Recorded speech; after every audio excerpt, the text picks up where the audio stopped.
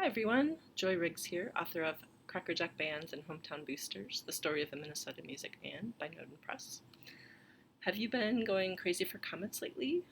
Here in our house, we've been excited about Comet Neowise. My husband Steve in particular is a big Comet fan, and if you've been lucky enough to see it, I hope you've enjoyed it. The pictures I've seen have been really cool. Comets have fascinated people for a long time, and it just so happens that comets are mentioned in my book. So I thought I would take the opportunity to read a section from chapter 6. It takes place in 1910 when my great-grandfather, J.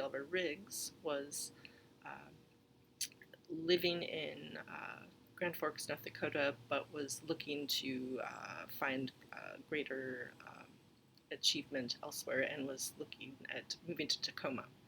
So, and this was January of 1910, was a time when people were excited about not just one but two comets that were on the horizon.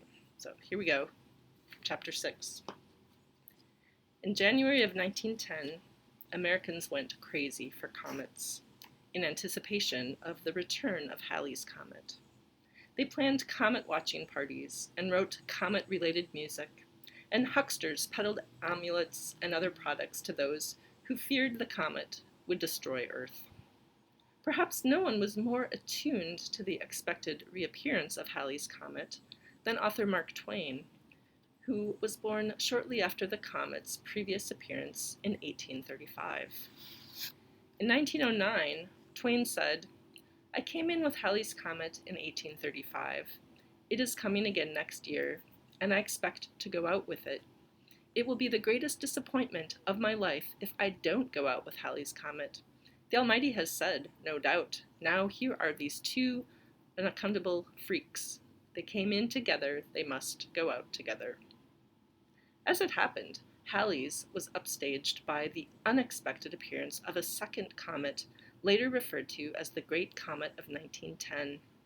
5 times brighter than Venus, the awe-inspiring comet was first widely sighted in the southern hemisphere, but became visible in the sky above Tacoma, Washington, around the time Gialver arrived there on business.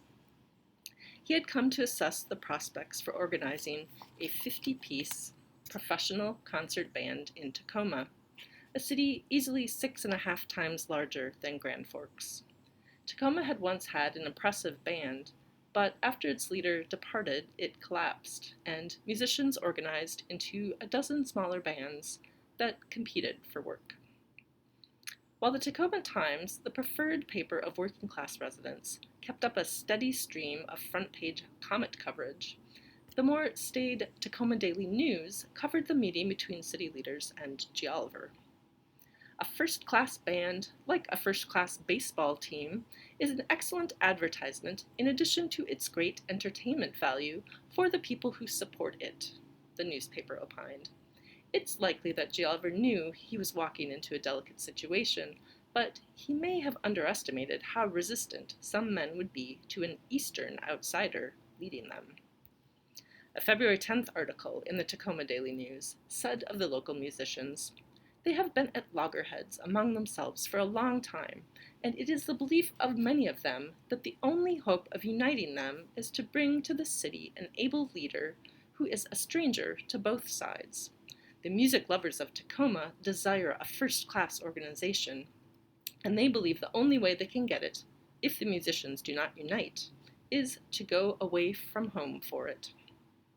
After the meeting in Tacoma, Gialver returned to Grand Forks and rehearsed his band for its last concert under his direction, although members didn't know it yet. The February 27th concert at the Metropolitan Theater featured Eiley on piano and guest soloist Jeremiah Shufstead on violin. The Grand Forks Herald reported, "Musicians noted a vast improvement in the band even since the first public concert, which attests to Mr. Riggs's ability as a director. Both Professor Shufstead and Mrs. Riggs added greatly to the program, and their work was above criticism." Although the concert reflected well on Gialver, he was ready to move on. With the plans out west still unsettled, he announced he was moving to Tacoma on April 1st. he told the Grand Forks Herald the Tacoma opportunity is one that comes but once in a lifetime. The Grand Forks Evening Times reported, both Mr. and Mrs. Riggs are delighted with Grand Forks as a home, and their year's residency in the city has been one of pleasure. Both regret the change, and both will cherish many memories of the year. Gialver returned to Tacoma alone, and Eiley moved with the children to her mother's home in Aledo, where she enrolled the boys in school. Eiley's father had died in 1907. Eager to get the band organized, Gialver met with trustees of the Tacoma Commercial Club, who agreed to contribute $100. Under the plan developed by the Band Association, which included Commercial Club, and Chamber of Commerce members, 32 musicians would be hired, and Gialver would organize a series of 10 summer concerts and 4 winter concerts. Businessman James H. Dedge expressed enthusiasm about the prospect. There is no city in the West that I know of that needs a first-class concert band any more than Tacoma needs one, Dedge told the Tacoma News. This is a music-loving city, and I believe the people will support such an organization. It will do much toward advertising the city, and more than that, it will be a source of pleasure to the people of Tacoma. Gialver hoped to sway public opinion his way. His first test was a concert on April 17th. People began strolling into the 27-acre Wright Park 2 hours early to find seats in front of the bandstand, an unusual structure built atop a giant tree stump.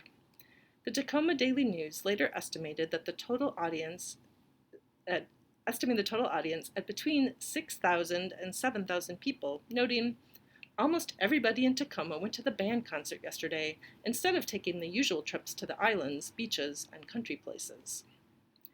The musicians had only rehearsed together 4 times before the concert. When they made their way to the pavilion, the Tacoma Tribune reported, a rousing cheer went up. Director Riggs smiled and bowed in response, making himself popular with Tacomans at the outset. The program opened with the 1st Brigade ING March, written by Weldon, Gialver's teacher. People continued to stream into the park, and when space in front of the bandstand became packed, concertgoers gathered on terraces overlooking the park. The program continued with 7 more numbers, and the band played 4 encores. The next day, the Tacoma Daily News ran a letter to the editor supporting Gialver. Tacoma newcomer M.J. Sheridan, who had known Gialver in Chicago and Omaha, said the bandmaster proved his ability at the concert. He also attested to Gialver's ability as a businessman. If Seattle can pay an orchestra leader $6,000 or $7,000 a year, he wrote, and pay 65 players besides, in addition to buying music and meeting other expenses, surely Tacoma ought to readily raise $5,000. I am informed that Seattle's subscription for the orchestra is $30,000 a year. That ought to be enough to encourage Tacomans to act immediately. From what I have learned of this man Riggs, he is going to make every other band on this coast get up and dust, if Tacoma will give him the opportunity. Later that week, Gialver met with the band organizing committee and said he needed a guarantee that it would raise $4,000 to fund the first year of the operation. He appeared to be growing impatient. He intimated to a Tacoma Ledger reporter that he would not waste much more time in Tacoma unless the money for the maintenance of the band is soon forthcoming. On the same day that Gialver held his conference, April 21st, Mark Twain died in his sleep at his New England home. Within a week of Twain's death, Halley's Comet was close enough to be seen in the United States with the naked eye. Interest in its approach continued to build. Meanwhile, Gialver held the businessmen to their $4,000 promise. In late April, he sent a letter to local newspapers in which he reiterated his credentials, explained the proposal in detail, and assured citizens he would make the band a success.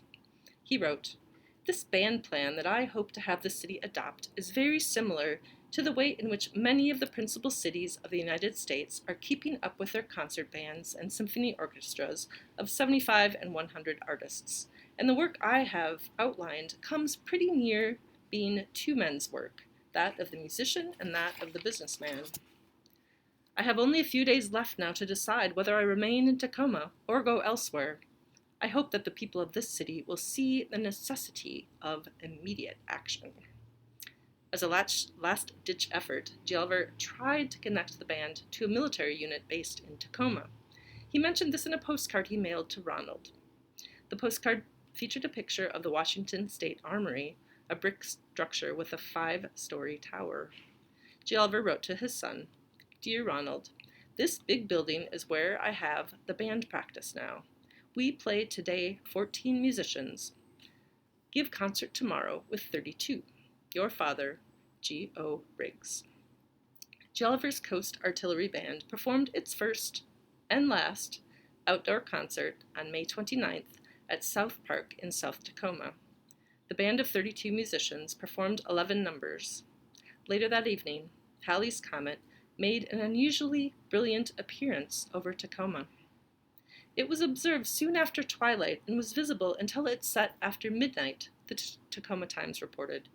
Many expressed the opinion that the comet was brighter and the tail more distinct than on May 23rd, when the eclipse of the moon brought it into relief. 1 week later, Gialver announced he was leaving Tacoma. His stay had been temporary, after all, just like that of the comets. He said it was impossible to form a band of the size he had hoped, and he was not interested in scaling it back. Instead, he told the Tacoma Daily News, he would pursue similar opportunities in 4 or 5 eastern cities, including Chicago. Businessmen, upon whom the success of a band would depend, have been assessed for so many things that they are not ready to stand behind a big musical organization. They have been building the stadium, a mighty worthy institution, the YMCA, another credit to any city, and they have been assessed for many other purposes. Gialver also cited the weather as a factor. When I came here, I was under the impression that the summer evenings were hot. I find that to be untrue. Chilly evenings do not encourage open-air concerts, and that mitigates against the success of the band, he said. What he did not cite in the interview was the chilly reception he had received from a significant percentage of the musicians. The supposed chance of a lifetime had fizzled, and Gialver was left with no job. Despite what he had told the newspaper, he had no solid leads on a new one. He returned to his family in Illinois and began to work his connections. When he spoke of Tacoma years later, it was only to mention that he had directed a professional band in that city. He never elaborated on the fact that in Tacoma, his effort to organize a band had fizzled for the first time. I will end that part of the chapter. If you are looking for comments tonight, I hope you are successful. And if you want to know more about my book, you can look up my website, joyriggs.com. Have a great day.